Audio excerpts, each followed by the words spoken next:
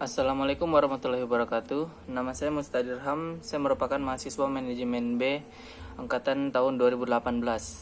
Kali ini saya akan menjelaskan materi tentang struktur pasar.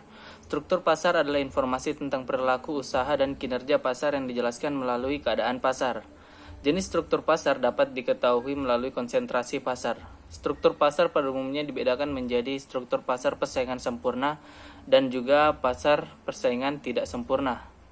Struktur pasar persaingan tidak sempurna dibagi lagi menjadi 3 macam, yaitu ada pasar monopoli,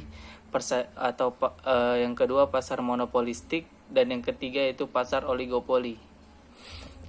Pertama kita akan membahas tentang jenis pasar persaingan sempurna. Pasar persaingan sempurna adalah struktur pasar yang membebaskan para peserta untuk masuk dan keluar pasar serta memiliki keterbukaan informasi tentang kekuatan pasar dan barang dagangan. Keterbukaan informasi tentang kekuatan pasar dan barang dagangan dalam model ini tidak boleh terjadi monopoli pasar. Penipuan dan pemalsuan produk serta kecurangan lainnya dicegah dengan penyeragaman standarisasi produk. Selain itu,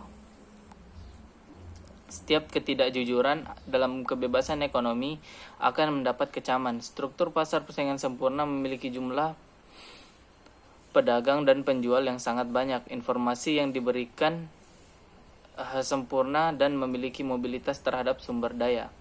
Selanjutnya kita masuk ke pasar persaingan tidak sempurna. Pasar persaingan tidak sempurna terbagi menjadi 3. Seperti yang saya sebutkan tadi, ada pasar monopoli, pasar monopolistik, dan yang ketiga pasar oligopoli. Pertama kita akan membahas tentang struktur pasar monopoli. Struktur pasar monopoli hanya memiliki pengusaha tunggal dalam pasar dan tanpa pesaing. Pasar dengan struktur ini memiliki barang substitusi yang tidak sempurna.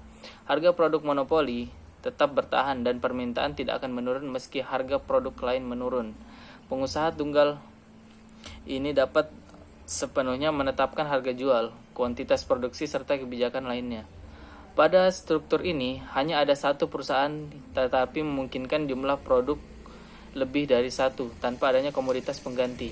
Selain itu, tidak ada keleluasaan untuk memasuki pasar dan penggunaan iklan tidak diperlukan. Struktur pasar monopoli dapat terbentuk karena beberapa hal. Pertama, adanya penguasaan bahan mentah. Yang kedua, produksi yang lebih unggul. Yang ketiga, kebijakan perdagangan. Dan yang terakhir adalah harga dengan investasi awal yang sangat besar. Selanjutnya yaitu pasar persaingan monopolistik. Struktur pasar persaingan monopolistik adalah penggabungan antara struktur pasar persaingan sempurna dan monopoli. Pada struktur ini, perusahaan diberikan keleluasaan untuk masuk dan keluar pasar. Selain itu, barang yang dihasilkan beragam dan tidak sejenis. Yang terakhir yaitu pasar oligopoli. Pada pasar oligopoli, jumlah penjual dan barang substitusi sangat sedikit. Kurva permintaan yang berlaku memiliki elastisitas silang yang tinggi. Jumlah perusahaan dalam pasar sedikit membuat struktur pasar ini tidak memberikan keleluasaan untuk memasuki pasar. Selain itu, penetapan harga harus disepakati bersama oleh setiap perusahaan.